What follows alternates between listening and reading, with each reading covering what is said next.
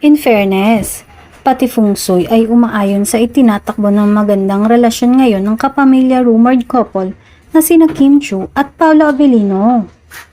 Super busy ngayon ang tambalang Kim Pao dahil sa promo ng kanilang first movie together na My Love Will Make You Disappear under Star Cinema. Kahit todo deny sina Kim at Paolo na may namamagitan na sa kanilang dalawa, mas naniniwala ang madlang people na matagal na silang may relasyon.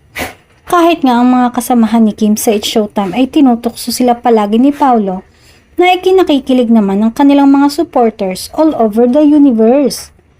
Nag-joke pa nga ang phenomenal box office star na si Vice Ganda kung kumonsulta na si Kimi sa feng shui expert para i-check ang compatibility nila ni Paolo.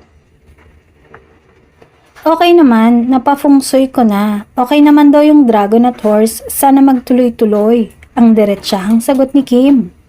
Sundot na tanong kay Kim kung compatible ang kanilang animal signs. Mabilis niyang sagot, oo.